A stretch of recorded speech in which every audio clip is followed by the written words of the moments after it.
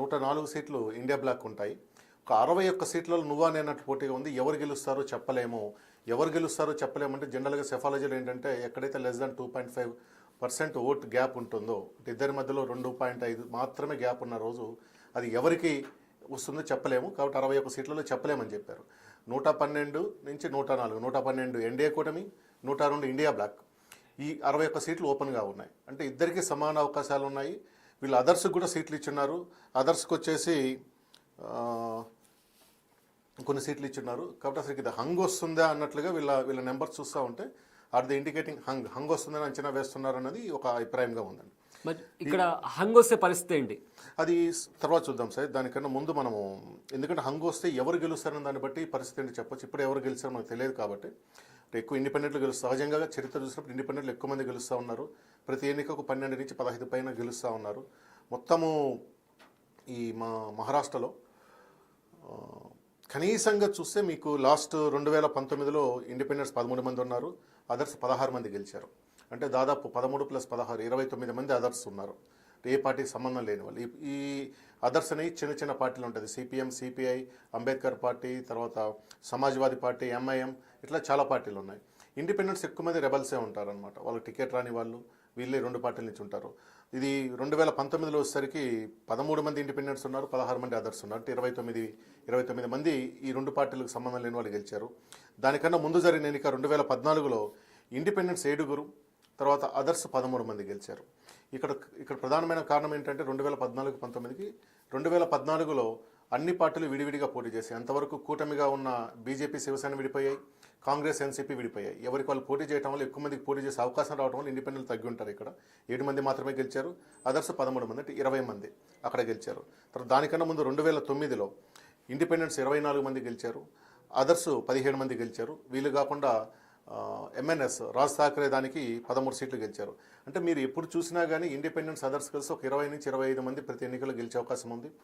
ఇక్కడ కూడా ఈసారి కూడా ఆ సంఖ్య వస్తుందో తగ్గుతుంది. కానీ అదర్స్, ఇండిపెండెంట్స్ ఖచ్చితంగా 10-12 మంది వస్తారు కాబట్టి హంగ్ వచ్చే అవకాశం ఉన్నట్టుగా సీ ఓటరు అంచనా వేసినట్టు కనిపిస్తూ ఉంది. ఈ 2 సంస్థల మధ్యలో ఏకాభిప్రాయం లేకపోవడం, అంటే అది ఏకపక్షంగా 200 సీట్ల వరకు మై యాక్సెస్ ఇండియా వాళ్ళు ఏకపక్షంగా 178 నుంచి 200 సీట్లు ఇచ్చారు. వీళ్ళు మాత్రం 61 సీట్లు టఫ్ కాంటెస్ట్ ఉంది, చెప్పలేము. 212 ఎన్డీఏ, 204 కాంగ్రెస్ కూటమికి ఉంటుంది. అంటే మధ్యలో గ్యాప్ 8 అనేది అసలు చాలా చిన్న నెంబర్, అదేం కాదని చెప్తున్నారు. ఈ 2 సంవత్సరాలు లేకపోవడం వల్ల ఈ ఎన్నికలకి ఇంకా ఉత్కంఠట పెరిగిందనమాట. అసలు ఎవరు గెలుస్తారనేదే ఎక్కువ విపరీతమైన ఉత్కంఠట ఉంటుంది. కానీ 2 పెద్ద సంస్థలు ఇంత భిన్నమైన రిజల్ట్స్ ఇవ్వడం వలన ఇంకా ఉత్కంఠ పెరుగుతూ ఉంది. దీని తర్వాత మనకు లోక్పాల్ వాళ్ళు ఎన్నికల కన్నా ముందు, అంటే అది prepoll survey, exit poll survey కాదు, వాళ్ళు కాంగ్రెస్ కూటమికి అవకాశం ఇచ్చున్నారు. తర్వాత ముఖ్యమైన వాటిల్లో Dainik Bhaskar, largest daily circle in India, Hindi paper, వీళ్ళు 135 నుంచి 150 కాంగ్రెస్ కూటమికి, తర్వాత 125 నుంచి 140 ఎన్డీఏ కూటమికి. అంటే చూస్తుంటే దగ్గరగా ఉంది. కానీ ఎన్డీఏ కూటమి 125 నుంచి 140, అంటే మ్యాక్సిమం 140 దగ్గర ఆగిపోతుంది. కాబట్టి ఇది హంగ్. ఇండియా కూటమికి వచ్చేసరికి 135 నుంచి 150, అంటే వాళ్ళు ఇది కూడా హంగ్ నెంబరే. కానీ హంగ్ కూడా దాటి, అంటే వాళ్ళు చెప్పిన మ్యాక్సిమం నెంబర్ 150 కనుక వస్తే, అంటే 145 కట్ ఆఫ్ మనకు కావాల్సింది మ్యాజిక్ నెంబరు. 150 వచ్చిందనుకో ఇక్కడ గవర్నమెంట్ ఫామ్ చేస్తున్నట్టుగా ఉంది. దీన్ని కూడా మనం ఇద్దరికి సమానంగా ఉన్నట్టు చూడాలి. కానీ ఎడ్జి కాంగ్రెస్కు ఉన్నట్టుగా మనం ఇక్కడ భావించాలి. దైనిక్ భాస్కర్ కూడా చాలా ముఖ్యమైనది. వీళ్ళు సెఫాలజీలో లేరు, కానీ వీళ్ళది largest circulated paper in India, కాబట్టి వాళ్ళ దానికి కూడా వెయిటేజ్ ఉంటుంది. ఆ తర్వాత ఉన్న వాటిలో ముఖ్యమైనది పీపుల్స్ పల్స్. వీళ్ళు గత కొన్ని ఏళ్ళుగా మనకు ఆంధ్ర, తెలంగాణలో చేస్తున్నారు. గతంలో హర్యానాలో చేశారు, ఇప్పుడు మళ్ళీ మహారాష్ట్రలో చేశారు.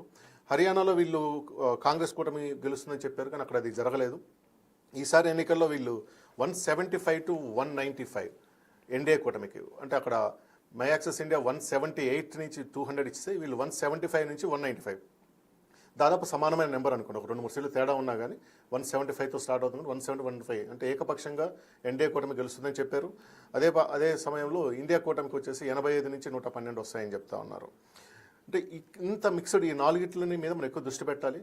My Axis India, C Voter, Dainik Bhaskar, People Pulse. My Axis India, People Pulse వచ్చేసి ఎన్డీఏ కూటమికి ఇచ్చాయి, దైనిక్ భాస్కర్ ఇండియా కూటమికి ఇచ్చింది, సి ఓటర్ హంగ్ వస్తుంది, ఇద్దరికి సమాన అవకాశాలు ఉన్నట్టుగా చెప్తా ఉంది. దీనివలన ఏంటంటే ఈ ఎన్నికలు ఫాలో అయ్యే ప్రేక్షకులు కానీ సెఫాలజిస్టులు సంస్థలన్నీ కూడా మీడియాలో ఉన్నందరికీ కూడా ఇంకా కూడా విపరీతమైన ఉత్కంఠ పెరుగుతూ ఉంది. ఏమైపోతుంది, ఇంత డైవర్సిఫైడ్ ఎగ్జిట్ పోల్స్ వచ్చాయి ఏంటనే దాని మీద జరుగుతూ ఉందన్నమాట. ఇవి కాకుండా కొన్ని ఉన్నాయి ఎక్కువ ఇండియా కూటమికి ఇచ్చే, కానీ వాటన్నిటిని మనం తీసుకొని విశ్లేషించలేము దాన్ని. ఎందుకంటే వాళ్ళ ఎంతకాలం నుంచి ఉన్నారు, వాళ్ళ పర్ఫార్మెన్స్ ఎడ్యుకేటబుల్ ఇవన్నీ చూడాలన్నమాట. ఇప్పుడు నేను నా దగ్గర ఉన్న 10లో ఈ 4టిని నేను గట్టిగా ఫాలో అవుతాను, చూస్తూ ఉన్నాను. కాబట్టి ఇప్పుడు ఏంటంటే పర్సనల్గా మనకు కూడా ఏంటంటే ఎవరిది నిజం అవుతుంది, ఏ పార్టీ గెలుస్తుంది దానికన్నా కానీ ఎవరు నిజం కాబోతున్నారు అనేది కూడా జరుగుతుంది. ఇది నిజంగా ఎన్నికల పోరాటమా లేక మీడియా ఏదైతే పోల్ స్టార్స్ ఉన్నారో సర్వే సంస్థలు ఉన్నాయో వాళ్ళ మధ్యలో నిజం అనేది చూడాలన్నమాట. ఇప్పుడు మై యాక్సెస్ ఇండియా వాళ్ళు మహారాష్ట్ర మన జనరల్ ఎన్నికల తర్వాత వాళ్ళు బీజేపీ గెలుస్తుందని చెప్పారు, కానీ 312 పైన వస్తుందని చెప్పారు. వాళ్ళు 240కి రావడం వల్ల ఆయన కౌంటింగ్ రోజే ఎమోషనల్ అయిపోయి ఏడ్ చేశారు. ఆ తర్వాత రాజ్దీప్ సర్దేశాయ్ ఇండియా టుడేతో విడిపోయి ఆయన సొంతంగా ఒక డిజిటల్ ఛానల్ పెట్టుకొని ఓన్గా చేస్తూ ఉన్నారు. దాదాపు ఒక 10-12 సంవత్సరాల ట్రావెల్ని వాళ్ళు కట్ చేసుకున్నారు అనమాట. ఇప్పుడు ఇది అత్యంత కీలకము ఇండియా కూటమి కన్నా కానీ ప్రదీప్ గుప్తా గారు అసలు ఈ బిజినెస్ ఉంటారా లేదా, ఇప్పుడు కనుక ఆయన ఫెయిల్ అయ్యారు అనుకోండి ఆయన క్రెడిబిలిటీ మొత్తం పోతుంది. ఆయన ఏంటంటే అది మంచి సంస్థ, వాళ్ళు సైంటిఫిక్గా చేస్తారు, ఖచ్చితంగా వాళ్ళకు కంటిన్యూస్గా సర్వే చేసుకుంటారు. అలాంటి సంస్థ హర్యానాలో పొరపాటు పడింది, లోక్సభలో పొరపాటు పడింది. ఈసారి వరుసగా 3వసారి కనుక పొరపాటు జరిగితే అది ప్రదీప్ గుప్తా వాళ్ళని అంటే మై యాక్సెస్ ఇండియాని విపరీతంగా ఒత్తిడి గురి చేస్తుంది. ఆయన ఉన్న ఎమోషనల్ మనిషి అసలు ఆయన బిజినెస్లో ఉంటాడా లేదనేది ఉంది. రెండో పక్షం ఇండియా టుడే కూడా. ఇండియా టుడే అంటే వీళ్ళు ఎటు కాకుండా చెప్పేది కనుక ప్రదీప్ గుప్తా కరెక్ట్ అయితే ప్రదీప్ గుప్తా నిలబడతాడు, ఇండియా టుడే సి ఓటర్ వాళ్ళు సఫర్ అవుతారు. ఎందుకంటే మీరు 200 సీట్ల మార్జిన్ని మీరు అంచనా వేయలేకపోయారా, ఇంత నెక్ టు నెక్ హంగ్ అన్నట్టు చెప్పినట్టుగా ఉంటుంది. ఆ సంస్థ కూడా ఇబ్బంది పడుతుంది అనమాట. సో ప్రధాన పార్టీల కన్నా ముందు ఎగ్జిట్ పోల్స్ మీద ఎక్కువ క్యూరియాసిటీ ఉంది, ఏమవుతుందో మనం దీన్ని చూడాలి. అయితే ఇక్కడ ప్రతి కామన్ మ్యాన్కి ఉండే ఒక క్వశ్చన్ ఈ ఎగ్జిట్ పోల్కి సంబంధించి, అసలు ఓటేసిన తర్వాత ఎవరికి ఓటేశారు, ఎలా ఓటేశారు అనేది వీళ్ళు ఎలా డీల్ చేస్తారు? జస్ట్ ఒక కాల్ చేసి రిసీవ్ చేసి జస్ట్ మనం ఈ పార్టీకి ఓటేసింటే 1 నొక్కండి 2 నొక్కండి అని చెప్పి ఈ ఒక మెథడ్తో ఈ పార్టీ గెలుస్తుంది అని చెప్పి అంత ఖచ్చితంగా ఈ సర్వే సంస్థలు ఎలా చెప్తాయంటారు? ఓకే, సర్వే అనేది ఒక కంటిన్యూస్ ప్రాసెస్, అది ఒక రోజు ఒక ఎన్నికతో అయ్యేది కాదు. దేశవ్యాప్తంగా ప్రతి నెల ప్రతి 3 నెలలకు 6 నెలలకు సర్వే చేస్తూనే ఉంటారు పెద్ద సంస్థలు. ఇది My Axis India, C Voter, వీళ్ళందరూ ఏంటంటే వీళ్ళకి ఒక ఫిక్స్డ్ స్టాఫ్ ఉంటారు, కొన్ని వందల మంది స్టాఫ్ ఉంటారు, ఒక రాష్ట్రాల కోఆర్డినేటర్లు ఉంటారు. అక్కడ వాళ్ళు కంటిన్యూస్గా ఫీడ్బ్యాక్ తీసుకుంటూ ఉంటారు.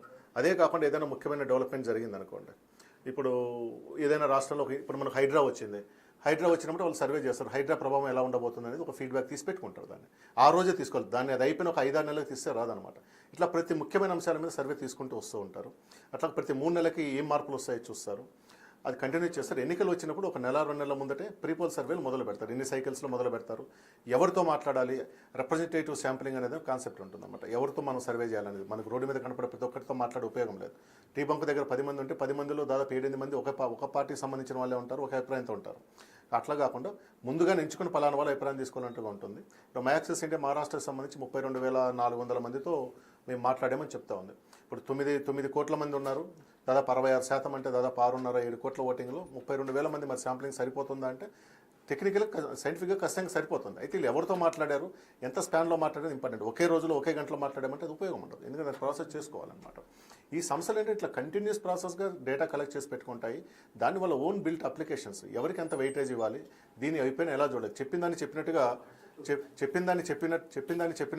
ఎప్పుడు తీసుకోకూడదు. పలానా ఓటర్ ఎప్పుడు కూడా ఈరోజు ఓపెన్గా నేను పలానా పార్టీకి వేసానని చెప్పే పరిస్థితి ఉండదు. అసలు సర్వే అనేది ఏంటంటే మీరు ఎవరికి ఓటేశారు అని నేరుగా అడగటం కాకుండా క్వశ్చన్ ఆన్సర్ కాకుండా దాని ఒక చర్చలాగా డిబేట్ లాగా తీసుకెళ్ళి ఒక 10 నిమిషాలు మాట్లాడిన తర్వాతనే దాని నుంచి ఒక ఫీడ్బ్యాక్ తీసుకోవాలి. దీనివల్ల ఏంటంటే సహజంగా దాదాపు 80-90% యాక్యురసీ ఉంటుంది, కొన్నిసార్లు ఫెయిల్ అవుతుంది. ఉదాహరణకు హర్యానాలో ప్రతి సంస్థ ఫెయిల్ అయింది. ఇట్లాంటిది సారీ టు ఇంటరప్ట్. ఇప్పుడు మహారాష్ట్రలో రిజల్ట్స్కి సంబంధించి బీజేపీ ఇంకా కాంగ్రెస్ బోని కొట్టాయి. సో ఇది బ్రేకింగ్ న్యూస్. సో మహారాష్ట్రకి సంబంధించి బీజేపీ ఇంకా కాంగ్రెస్ బోని కొట్టాయని చెప్పుకోవచ్చు. అయితే మహారాష్ట్ర ఫలితాల్లో పోటాపోటీన మహాయుతి ఇంకా మహావికాస్ అఘాడీ పోటీ పడుతున్నాయి. దీంట్లో బీజేపీ ఇంకా కాంగ్రెస్ బోని కొట్టాయి.